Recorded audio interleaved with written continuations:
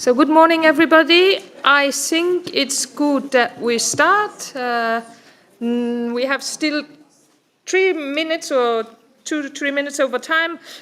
So really today we welcome to our intergroup session on public banks and intensive animal agriculture. So we are very delighted to be joined today by my colleague, David Cormand, who will give us an overview about the European Investment Bank Group and the financing of projects in animal agriculture. As Budget Committee Rapporteur for the initiative report on the financial activities of the European Investment Bank Annual Report 2021, he has really an extensive knowledge of this issue. And then here immediately on my left side, there is Jennifer Black, who is Campaign Manager Europe at the World Animal Protection, and she will give us a presentation about the discrepancy between the IB's policies and the money flows into intensive livestock farming. So the European Investment Bank furthers in the principle the objectives of the European Union by providing long-term project funding, guarantees and advice. It supports projects both within and outside the EU.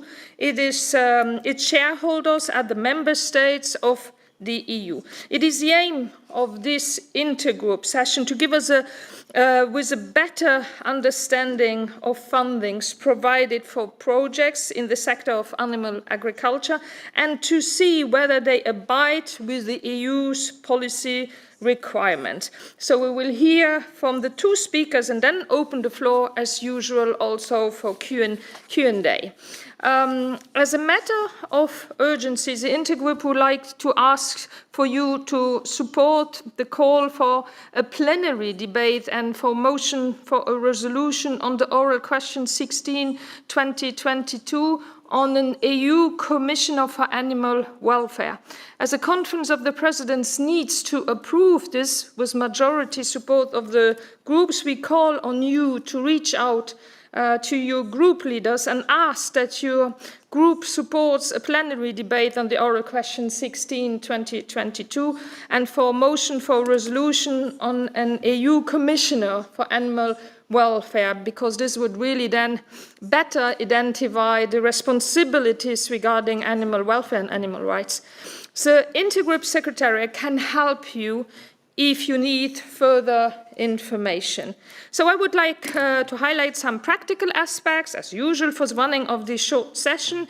The meeting is live streamed on Interactio. The meeting will be recorded. The video recording and presentation will be uploaded to the Intergroup website afterwards.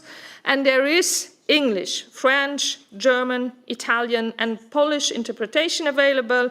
And given the short time at our disposal, I would like to ask all colleagues, as usual, to be brief with questions and statements. So welcome to everybody to this animal welfare intergroup here in Strasbourg. And now, without losing any time, I will give the floor to David Cormand for about 7, 8, or even 9 minutes, who will present an overview about the European Investment Bank Group and the financing of projects in animal agriculture. Merci beaucoup, David, d'être avec nous. Merci, cher Tilly. Bonjour, Jennifer Black. Merci d'être avec nous, chers collègues, chers amis, chères équipes. Je suis très heureux d'être à vos côtés aujourd'hui. Je vais partir du principe que vous connaissez à peu près autant la BEI que moi quand j'ai commencé à travailler dessus. C'est-à-dire, j'y connaissais pas grand-chose. La Banque européenne d'investissement, c'est la première banque d'investissement public du monde. Donc, elle a un impact sur un certain nombre d'activités à développer ou pas, qui est colossal. Le parcours qu'est le mien en tant que militant, je suis du groupe des Verts, j'ai été dirigeant du Parti Vert français et je fais partie au sein de ma famille politique de ceux qui sont traditionnellement considérés comme étant les plus, entre guillemets, environnementalistes, donc sensibles notamment au sujet du respect de la condition animale et du vivant en général. Autre élément de contexte, Quand on a commencé cette mandature en 2019, j'ai été élu pour la première fois en 2019, il y avait une promesse qui était de faire de la Banque européenne d'investissement ce qu'on appelait la Banque du climat. Alors la Banque européenne d'investissement, quand on discute avec eux, ils considèrent que c'est déjà la Banque du climat. Quand on regarde dans le détail, c'est un peu plus compliqué que ça. Et si on veut que la Banque européenne d'investissement devienne la Banque du climat, il y a un certain nombre d'activités, notamment celles qui génèrent énormément de rejets de gaz à effet de serre, qu'elle doit arrêter de financer. Et parmi ces activités, de mon point de vue, il y a la question de l'élevage, puisque, en plus des considérations, j'ai envie de dire, humanistes et de respect du vivant et de la condition animale, l'activité d'élevage, en elle-même, intrinsèquement, génère énormément de gaz à effet de serre.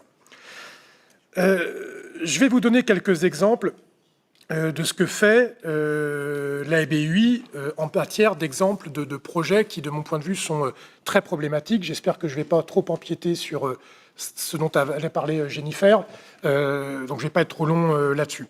Un exemple flagrant d'investissement qui pose problème de la part de BUI, c'est l'entreprise agroalimentaire Kernel Group, qui appartient à un riche oligarque ukrainien. Et en 2017, elle est devenue la plus grande utilisateur de terres en Ukraine, contrôlant environ un quart des terres agricoles du pays. Toujours en Ukraine, la banque a financé une ferme avicole qui élève 200 millions de poulets par an, et la production à échelle industrielle, en plus des souffrances considérables qu'elle crée, qu'elle produit à cette échelle-là, a des impacts environnementaux qui sont graves. Dernier exemple, au Maroc, la BEI a accordé 200 millions d'euros pour financer un producteur d'engrais phosphatés en 2012. Donc vous voyez qu'il y a encore en matière agricole en général et d'élevage en particulier des soucis. Alors ces investissements, ils concernent, ça c'est un point important à avoir à l'esprit, des prêts qui sont directement validés par la BEI, mais un tiers de l'activité de la BEI passe par des intermédiaires bancaires. C'est-à-dire que ce n'est pas directement la BEI qui traite les dossiers. Elle délègue à des intermédiaires le fait de faire les prêts. Et là, on a un problème d'opacité. C'est-à-dire qu'on n'arrive pas à voir dans le détail ce que font ces intermédiaires, et quand on le sait, c'est a posteriori.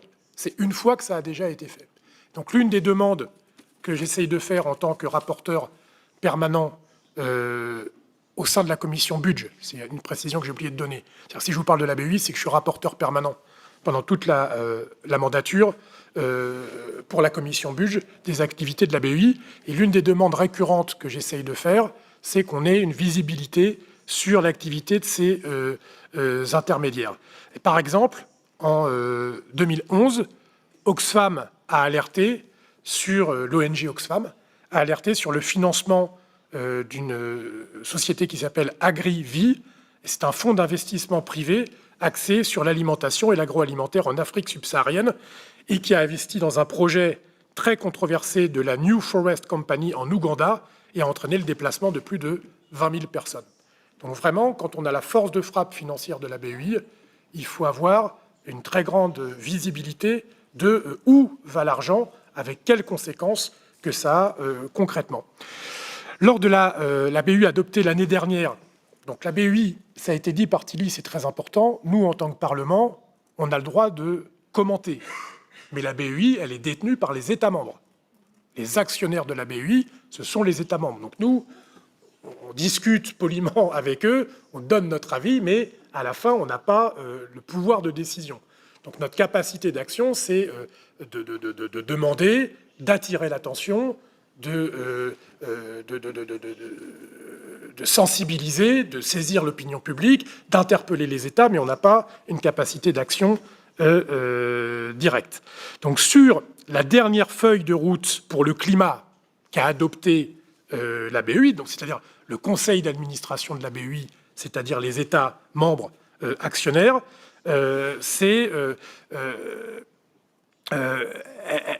grave dans le marbre les différents engagements pris auparavant, c'est-à-dire sortir des fossiles et avoir 50% de leurs prêts pour le climat, et propose de nombreuses autres actions, parmi lesquelles étant donné, alors ça c'est la formulation qu'il y a dans leur feuille de route, qui vaut ce qui vaut, mais qui est déjà mieux que rien, c'est étant donné l'importance du bétail en tant que source d'émissions, il est proposé de concentrer le soutien sur les industries de la viande et les industries laitières qui adoptent des méthodes d'élevage durable qui contribuent à améliorer l'efficacité des émissions de gaz à effet de serre par rapport aux meilleures normes et références industrielles. Par exemple, il s'agira d'investissements soutenant les stratégies de la ferme à la table et les animaux élevés biologiquement ou le bétail en pâturage. Donc c'est évidemment une toute petite avancée, mais qui quand même permet de mettre un pied dans la porte pour que la BEI ait les réflexes, quand elle étudie les dossiers, de prendre en compte ces sujets. L'autre chose qu'on demande à la BEI, c'est qu'elle ait dans ses équipes des personnes sensibilisées à ces sujets. Parce que l'un des problèmes qu'on a, c'est que les personnes qui travaillent les dossiers à la BEI n'ont pas forcément les compétences. Donc nous, beaucoup, on demande recruter des personnes qui savent regarder les dossiers, qui ont les réflexes et qui ont les critères d'analyse pour évaluer les dossiers de demande, parce que si vous n'avez pas de personnes ressources dans vos services, vous pouvez mettre tous les critères que vous voulez, il n'y aura personne pour pouvoir les faire appliquer.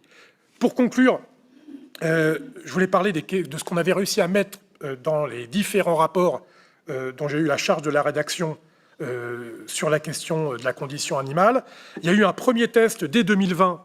Je vous rappelle, je suis arrivé en 2019. Donc, dès 2020, on a voulu aborder le sujet dans le rapport avec un amendement à notre projet qu'on a déposé, où on nous soulignait l'engagement positif de la banque, il faut toujours être diplomate si on veut essayer de gagner quelque chose, à s'intéresser au bien-être animal, tout en demandant d'aller plus loin. Bon.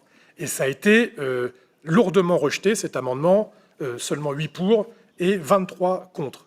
Et cette année, on a fait de ce sujet un enjeu particulier qui entrave la transition vers un secteur agricole pleinement durable et les projets de gestion des ressources naturelles, etc., et demande à la BEI de ne soutenir aucune forme d'agriculture industrielle ou de pratique agricole qui ne respecte pas les normes de l'Union en matière de bien-être animal.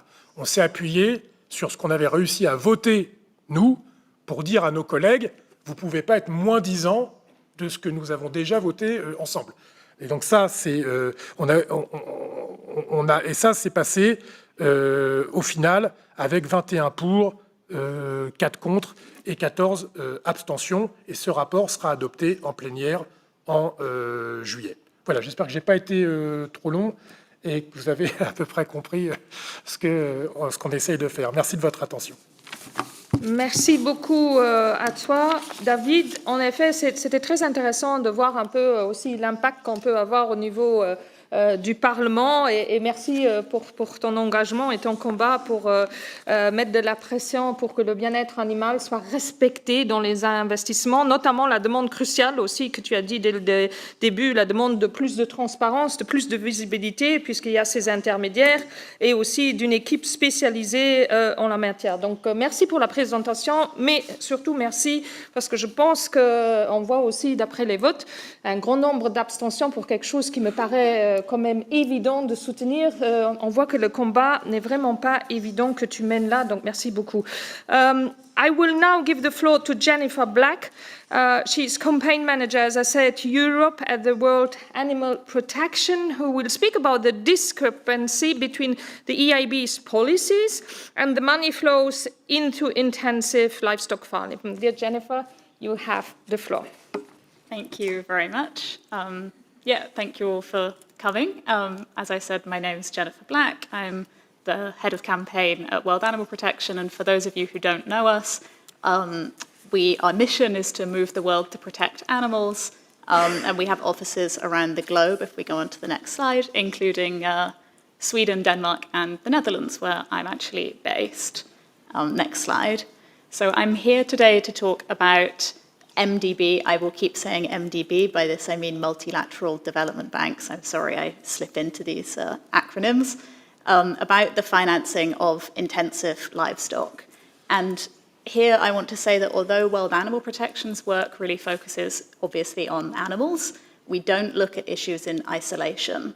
And in fact, when it comes to the development banks, we coordinate all our work with the Stop Financing Factory Farming campaign, which is a group of NGOs focusing on deforestation, the environment, community-led development, and transparency, because we don't want to just address one issue and inadvertently make another one worse.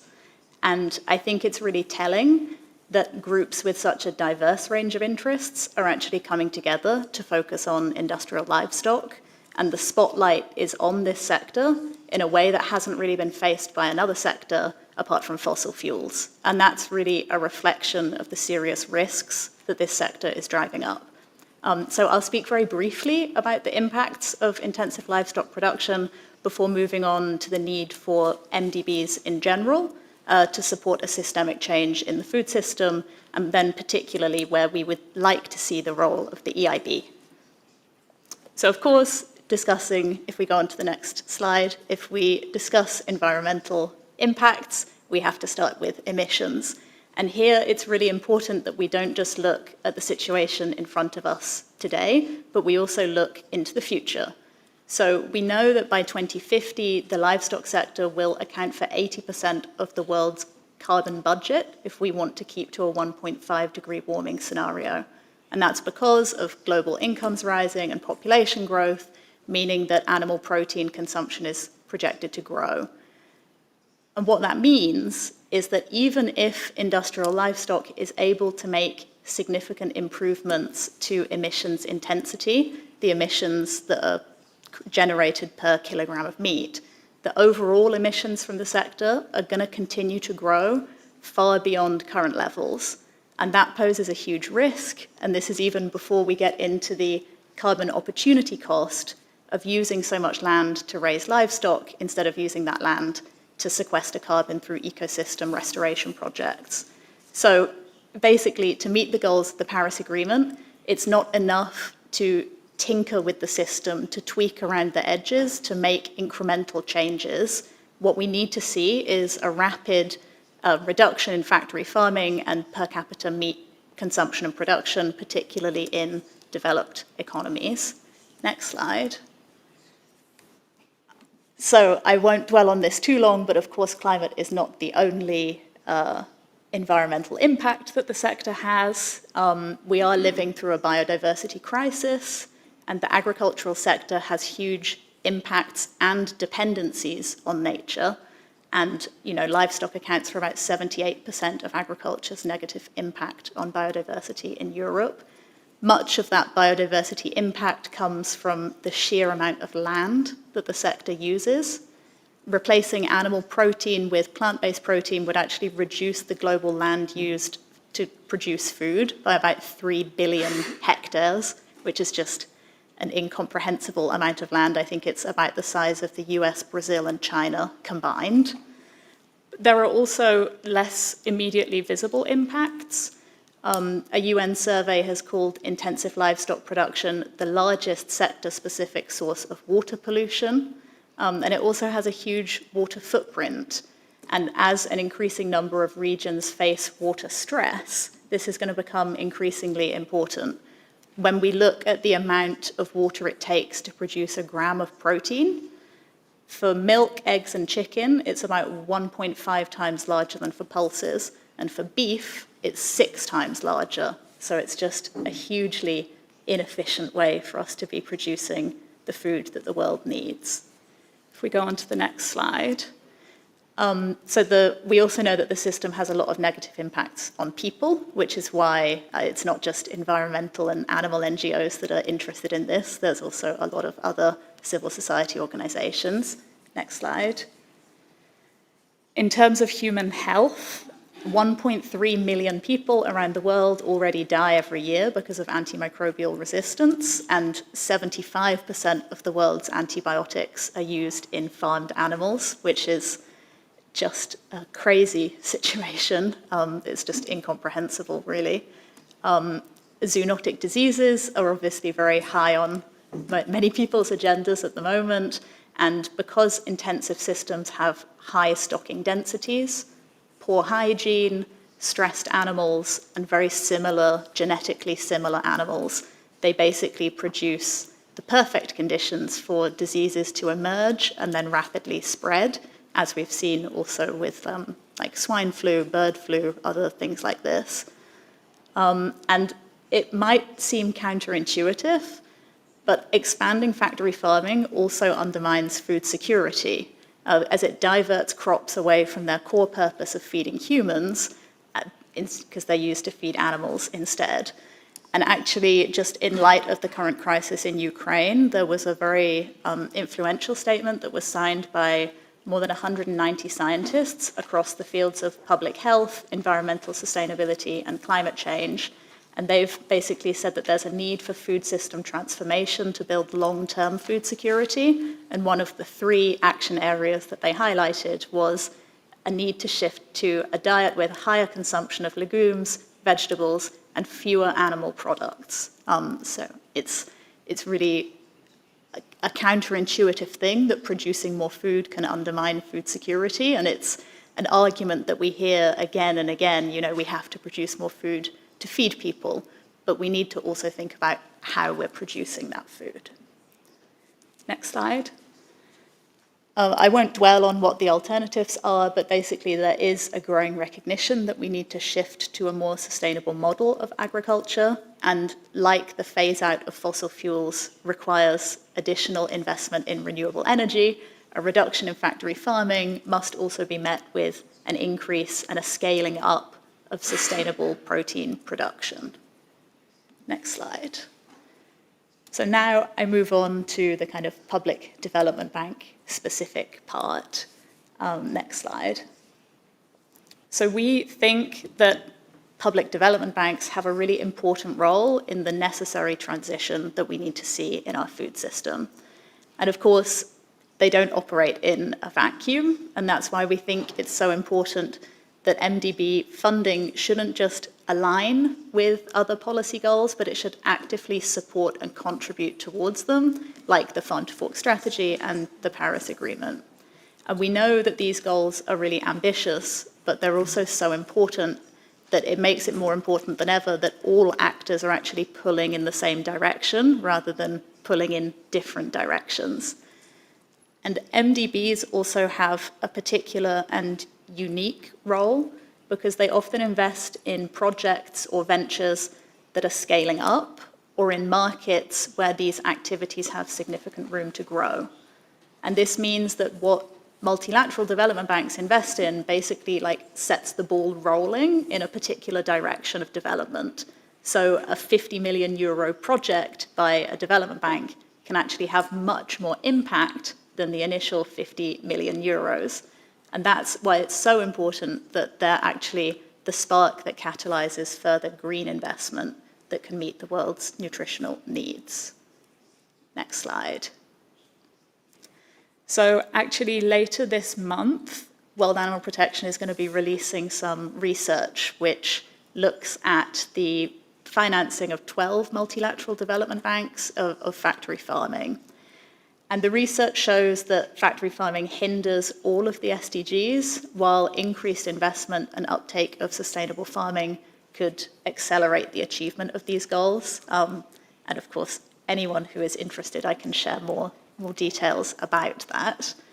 The research basically compiles profiles of the 12 biggest MDBs to assess whether they financed a factory farming project in 2021, whether they financed a specifically sustainable agricultural project in 2021, whether they require animal welfare levels to be higher than local legal minimums, and whether they exclude factory farming from funding altogether. And the research showed that the EIB is a leader in this space, relatively speaking, but that is because the bar is very low. Public development banks, the 12 that we looked at, pumped at least 4.5 billion euros into factory farming in the last 10 years. And those were really just the projects that were clear-cut factory farming, so it didn't include some other things that were kind of further up the supply chain. So the EIB didn't fund a clear-cut factory farming project in 2021, which is good.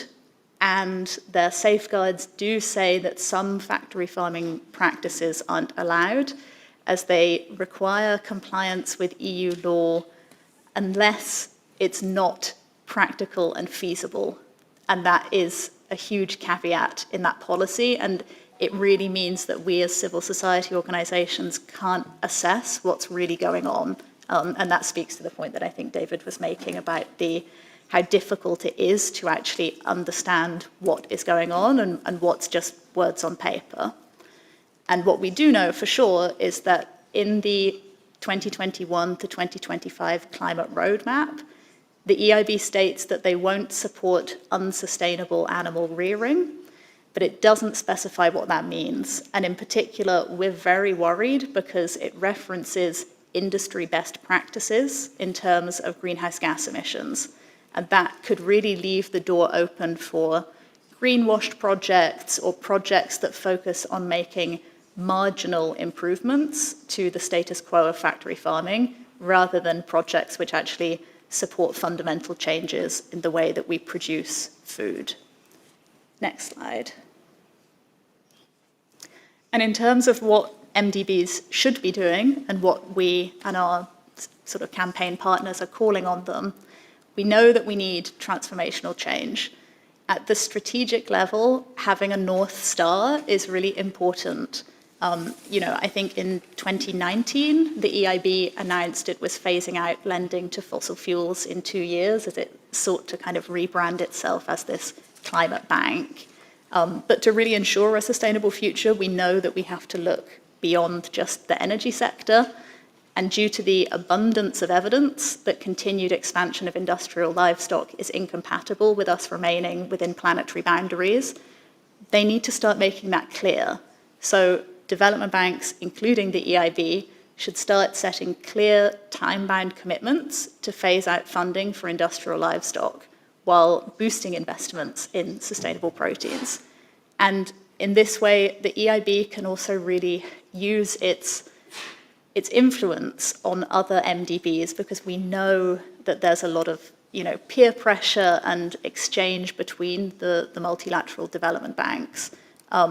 They tend to like to move together, and they don't like to move in very different directions. So the EIB, we would like to see the EIB playing a really positive, progressive role in setting out its vision.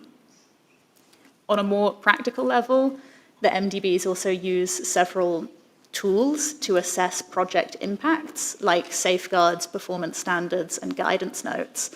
And they're increasingly harmonizing standards and policies, which can improve development effectiveness, but it also means that if we harmonize to a lower level, we can have really negative impacts. At the moment, the MDBs are working on a joint framework for assessing whether projects are Paris-aligned.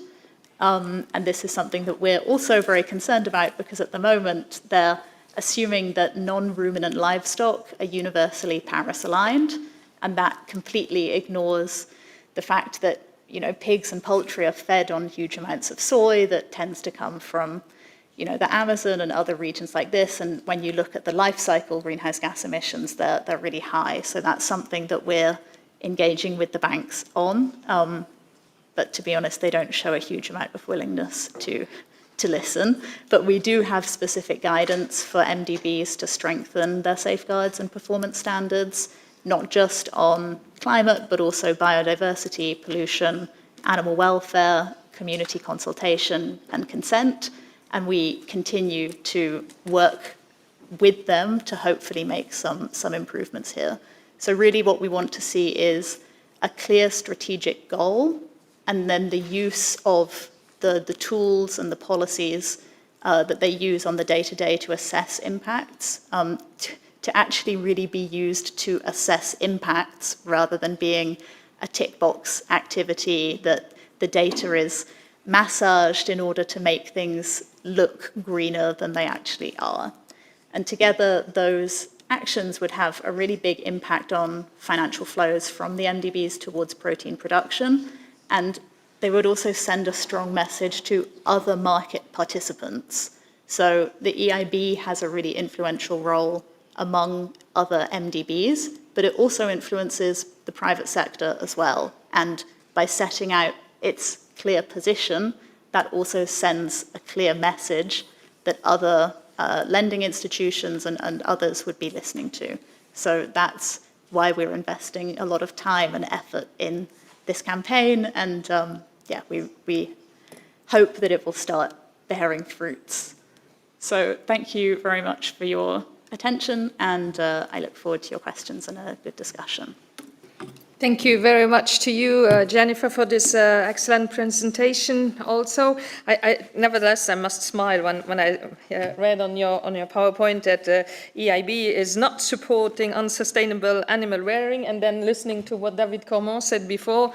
Yeah, that clearly shows that there is no clear bound goal, and that there are not the right tools to control what's happening there. So thank you very much. I think these presentations were very complimentary, and I have already Q&A in the room. So far, I don't see them on the screen yet, but there are also quite some people online connected. But I first give the floor to Anja Hazekamp, and then I have Sarah Wiener who wanted to ask a question. But Anja, you were the... Yes, thank you. Presentations. Yes, you were talking about is it only words on paper, and you were talking about that the finances has to be only for projects that work according EU law. In the past, around the Dutch referendum about the Ukraine-EU association agreement, I had a big fight with MHP, the MHP group in Ukraine. We lost this fight in the, well, it was about an advertisement we had. Because they said, well, we were audited by the European Investment Bank, by the EBRD, we were audited by the European Commission, and all our factories, which have also hundreds of million chicken, work according EU law, because these agroeconomists, they all say that animal welfare is good. They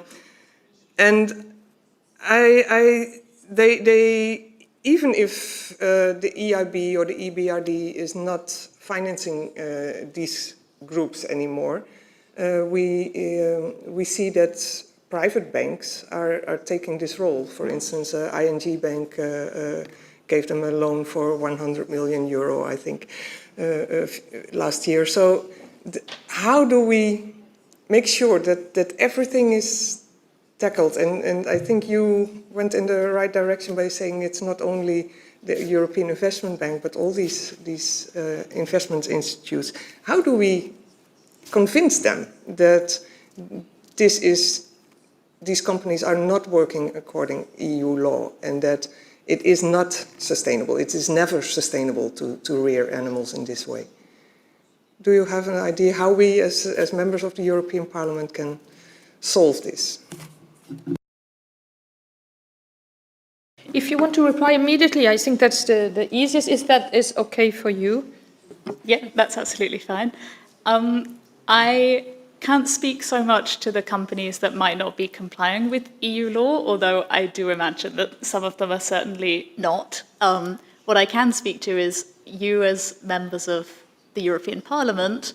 The EU is producing a huge amount of new legislation and regulations regarding transparency, reporting, what can be classified as green, you know, all of these things like the SFDR, the CSRD, the taxonomy, and these are all really important pieces of regulation for civil society in order for us to actually be able to analyze what is going on more effectively. You know, we're still waiting for the agriculture criteria of the taxonomy to be released, and we are not very optimistic about this and are quite prepared to be launching a significant fight around that. And of course, it's always fantastic to have the support of members of the European Parliament in pushing back against basically flagrant greenwashing, because if these regulations are weak and if they allow bad practice to be classified as good practice, then we're basically acting with our hands tied behind our back because we're not going to be able to actually understand what is being financed, and particularly when the private banks and investors have to make their reports about what proportion of their investments are green investments, it becomes meaningless really, really quickly. Thank you. David, tu veux ajouter quelque chose? Non, mais alors il y a l'aspect réglementation du Parlement, c'est-à-dire que plus on met des règles, plus les instances doivent les respecter, mais il y a aussi la question du contrôle. Et là, il y a un problème, c'est qu'en fait, la BEI, ce que je disais un peu tout à l'heure, elle n'a pas dans ses services des réelles compétences pour analyser et donner un avis. Mais je fais un léger pas de côté. Vous avez peut-être vu à la fin du mois précédent que la Cour européenne des comptes a rendu un rapport sur les dépenses censées être vertes du précédent budget pluriannuel, 2014-2020.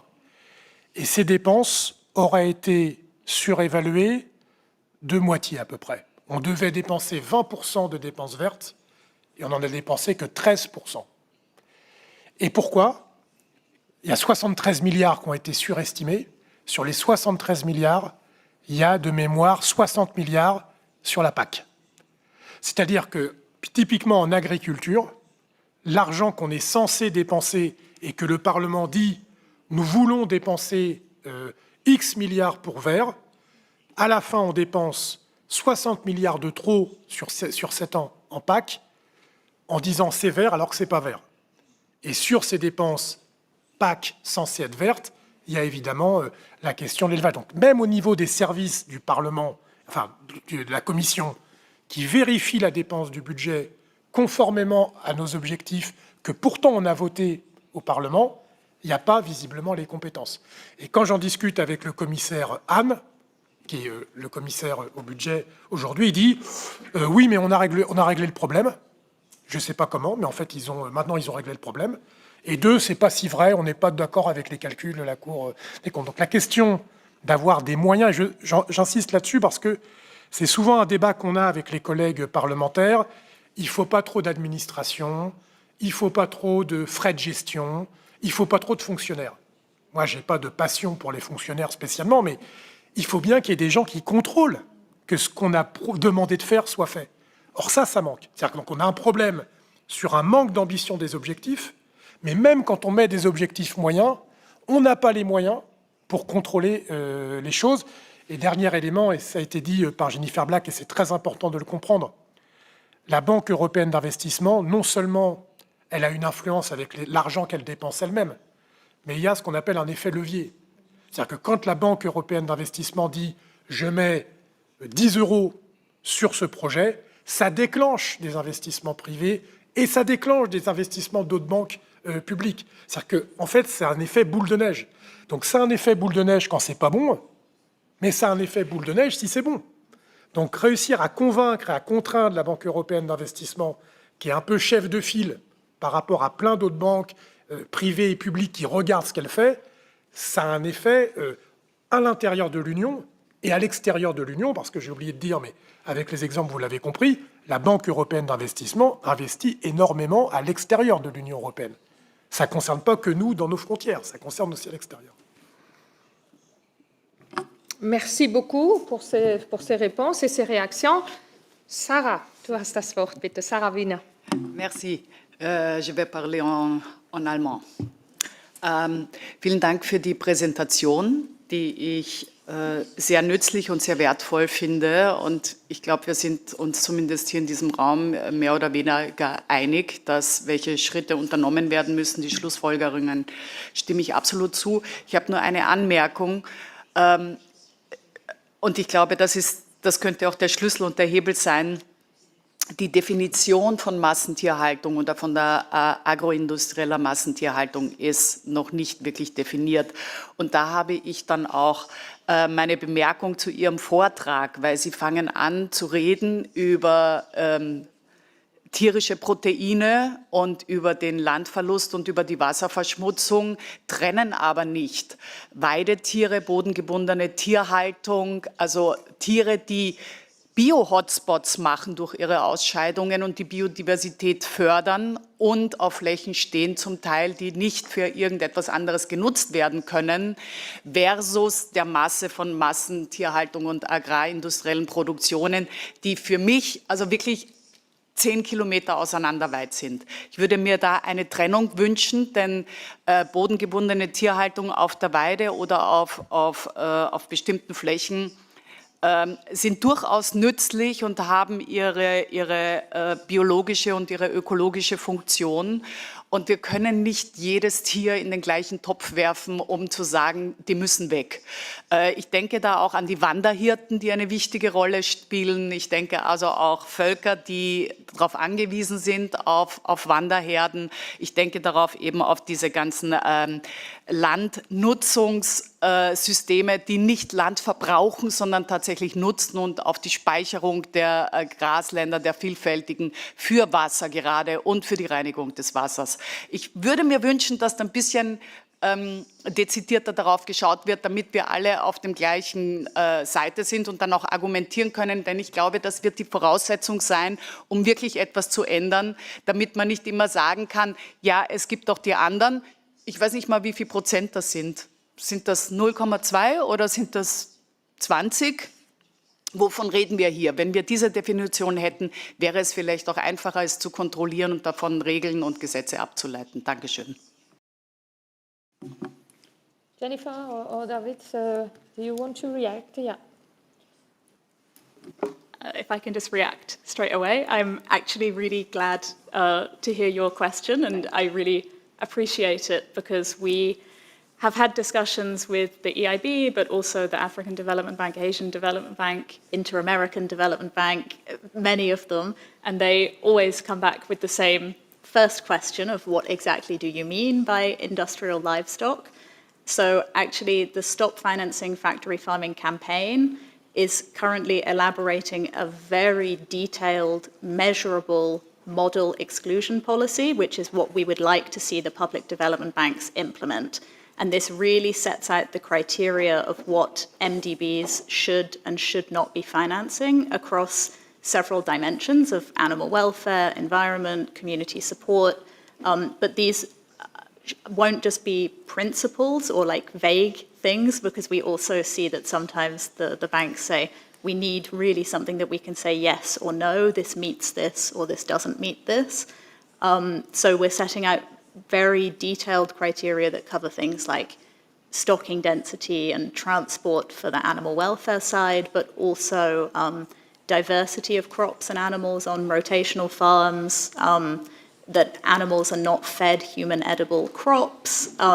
Like there's a lot of different criteria that we're elaborating that should make it a lot easier for us to clearly express what we mean, because we completely agree we're not a vegan organization. We see that there's a huge value of having some animals in the food system in the right conditions, in the right way. So this is something that we're really working on, and I'm glad that you think it will be also useful so that we can be on the same page. I give the floor then to Maria Neuschel, who wanted also to react or have a question. Ich habe eine Frage, die mir jetzt einfach in den Sinn kommt, weil ich einen französischen Grünen-Vertreter genauso vorne sehe wie eine Fachfrau in diesem Bereich mit den Banken.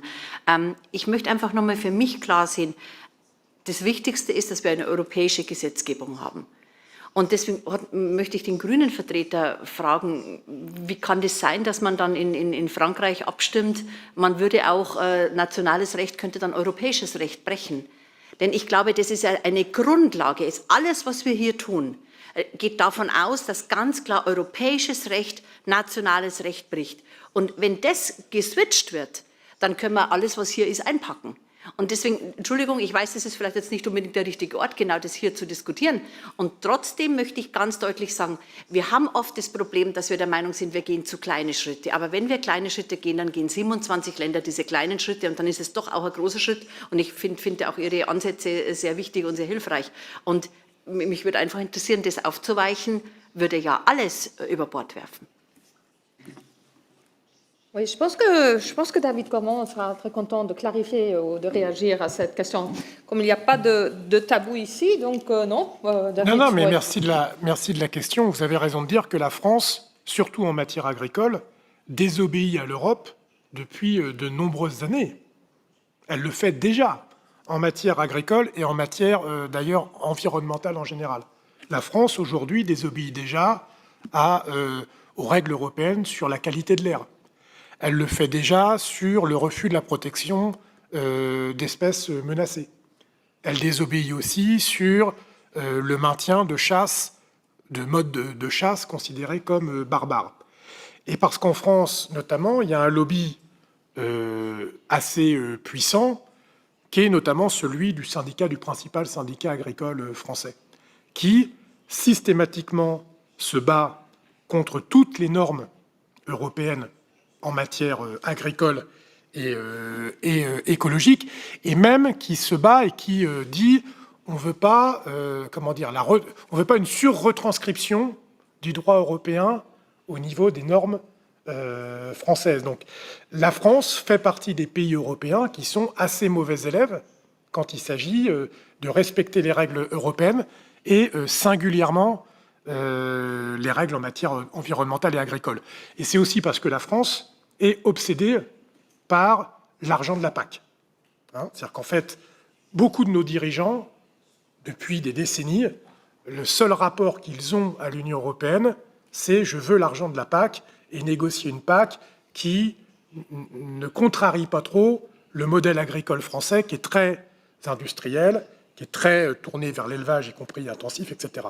Après, si votre question, je ne sais pas si votre question faisait allusion aux perspectives politiques à venir en France et à la coalition électorale dont font partie les Verts en France, nous, on reste constant là-dessus. C'est-à-dire qu'on est pour la possibilité de peser pour changer les règles européennes, mais dans le respect de ce qu'on appelle l'état de droit, et donc ce à quoi vous faisiez allusion, à la hiérarchie des lois. Et donc, en tant que Verts français, on veillera au respect du fait que les législations européennes s'imposent aux législations nationales. Je ne sais pas si j'ai répondu au sens de la question. Pour moi, tout à fait. Très bien répondu, Maria. Is that okay? Do we have other questions? Pardon, Oscar, of course. And then I will come back to you. Okay, I thought I was on the list, but I try to speak English because I know Danish translation today, so I hope it will go okay. In my perspective, we must reduce our emission, not the production of animals. And I think you not come up with how we can invest in the new technologies, how we can invest in carbon farming, how we can invest in reduce our methane emission, because it's my view we must do it in that way. And I can tell you, I'm a farmer, and I have I think Tilly would say it's a too big farm, but I have 650 cows, and I have reduced my emission about 15% over the last 3 years because we have a count every year. And in my perspective, it's the way we must work also in investment perspective. And sometimes I think we are sitting in our EU bubble here, and the world needs food. We must also have this perspective on our view, because you can read in Washington Post today what is going wrong now, what is going on now. So I think, can we invest in this way, reduce the emission, not the production, because the world needs food. Of course, the question is also what food and what food is healthy for human beings and also good for the environment. But it's not up to me to react. First, Jennifer or David, if you want to react. J'ai envie de dire que vous êtes, en tant qu'agriculteur, vous êtes plus expert que moi pour produire de l'alimentation sans rejeter trop de gaz à effet de serre. Et en tant qu'éleveur, on a aussi dans notre groupe vert de France un agriculteur éleveur, Benoît Biteau, qui lui explique très bien qu'avec les vaches qu'il a, il doit avoir à peu près le même nombre de vaches que vous, le fait de les élever en pleine herbe, non seulement ça rejette moins de gaz à effet de serre, mais ça emprisonne plus de gaz à effet de serre. Parce que les prairies, maintenues pour l'alimentation de ces vaches, a un effet vertueux sur le gaz à effet de serre. Et donc tout l'enjeu, pour moi, en tant que législateur, c'est que nous devons encourager ces méthodes d'élevage vertueuses deux fois. Une première fois parce qu'en soi, elles consomment moins de céréales produites ailleurs, qu'on ramène de loin, etc., etc. Et parce que le process, la méthodologie en elle-même, emprisonne davantage de gaz à effet de serre.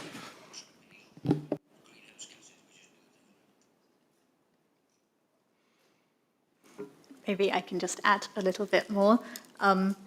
So I do totally agree. Of course, there are good ways to produce animals, and I think there are many instances where animals can be used to convert land that wouldn't be used for growing human edible food into calories that are useful and nutritious for us. But when we take a step back and look at the global system, I actually would disagree, and I do think that there does need to be a reduction in overall production. And that's because I don't understand how we can continue using 40% of the world's arable land to grow animal feed. And a 15% methane reduction is really good. Like, it's really good progress, and we absolutely need these intermediate steps. But if our consumption and production doubles between now and 2050, the savings that we have from that 15% overall are dwarfed by the overall growth in emissions. So I think we try to distinguish between overall emissions and emissions intensity, and we absolutely need to work on both. But I think that there are like different solutions in the intermediate term and the long term.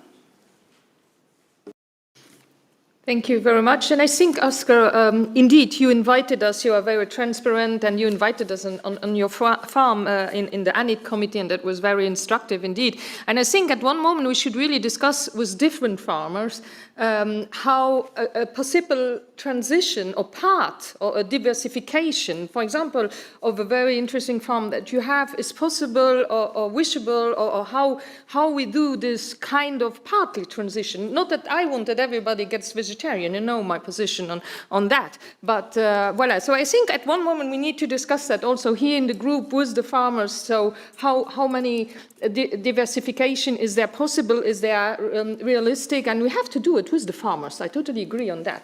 But so another intergroup we really have to organize at some time. But I will give the floor to Annika Brunner. She also had a question, right? Et Oui, Madame la Présidente, merci beaucoup. Déjà, je voulais revenir sur ce qui a été évoqué sur l'eau tout à l'heure, justement. Il faut vraiment en tenir compte dans nos politiques parce que l'eau, dans les années à venir, va devenir une menace réelle très grave et nous devons en tenir compte dans nos politiques, d'ailleurs. Je voudrais rebondir sur ce qui a été dit aussi sur l'Union européenne. Il y a une déclaration récente du vice-président exécutif de la Commission, Valdis Dombrovskis, le 3 juin dernier, qui évoque un nécessaire coup d'accélérateur sur les accords de libre-échange. Or, on sait pertinemment que chacun de ces accords est l'occasion d'augmenter les importations d'animaux ou de viande produits dans des élevages intensifs et peu respectueux de l'environnement. Mais chacun de ces accords oblige un peu plus nos éleveurs à adopter une production intensive pour faire face à cette concurrence déloyale.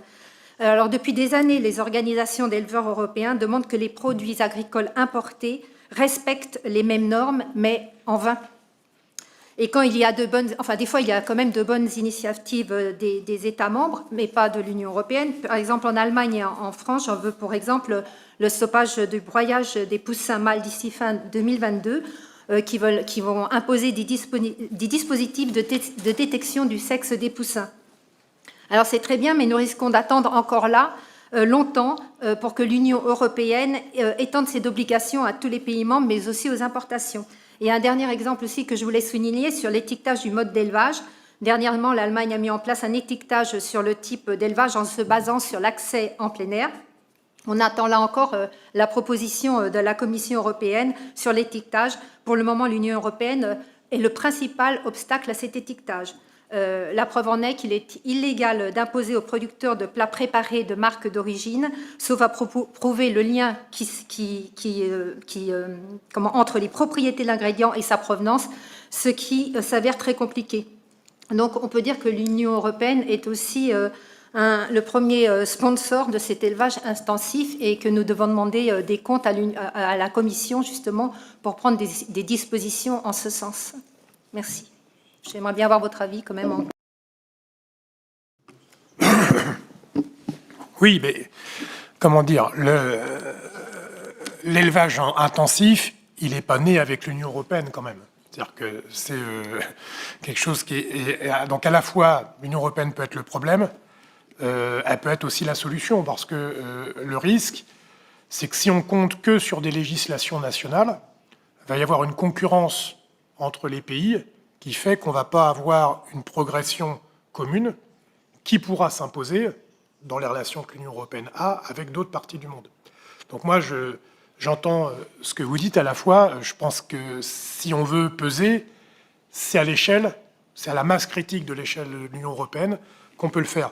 Et l'autre sujet que vous avez abordé, mais sur les traités de libre-échange, vous avez complètement raison. Donc il y a encore quelques personnes, dont le commissaire que vous citez, qui disent qu'il faut accélérer sur les traités de libre-échange. Moi, l'impression que j'ai, c'est que c'est quand même un peu passé de mode. C'est-à-dire qu'en fait, il n'y a plus grand monde qui s'active, et on l'a vu avec la présidence française de l'Union européenne, où le président français Emmanuel Macron était historiquement pas un des plus rétifs au marché de libre-échange, et il n'a pas du tout cherché à faire avancer ces trucs-là. Donc, et quand il parle de ce que vous évoquiez, il parle des clauses miroirs. Mais en fait, tant qu'on tient sur les clauses miroirs, mon sentiment, c'est qu'il y aura un moratoire sur des nouveaux marchés, enfin des nouveaux traités de ce type. Mais vous avez raison que les traités de libre-échange qui ont été conclus jusqu'à maintenant ont été des accélérateurs à pratiques catastrophiques en matière d'agriculture et d'élevage. Ça, et on parle d'antibiotiques, etc. et tout ça. Jennifer, you want to... No? I see already that the time is over. So thank you very much again for this very informative oversight that you gave us. Yeah. So thank you very much. It was really very interesting. Also for the questions that you had, the remarks, so interesting exchange. Let me say that also that the presentations will be on our website afterwards, so we will have that. And the next Animal Welfare Intergroup will be held in its next monthly session. It's on Thursday, 7th of July, and there we're going to speak about the 19th conference of the parties to CITES, you know, the trade international trade regarding species that are protected, and to review the implementation of the convention. And then the second item is going to be what is still existing, trophy hunting. So looking forward to seeing you then. It will be not myself, we will have to find a replacement because I have a delegation from Honduras who is coming, but the Animal Welfare Intergroup is of course taking place. Again, thank you very much for the exchanges. We see how important also the criteria in agriculture are that we are putting, and then as David Cormont said it very rightly, but also Jennifer, the need to have the right tools and the right controls and the right competences to do those controls. So thank you very much again to all of you. Have a very nice day. Take care. Bye-bye also to all the people online.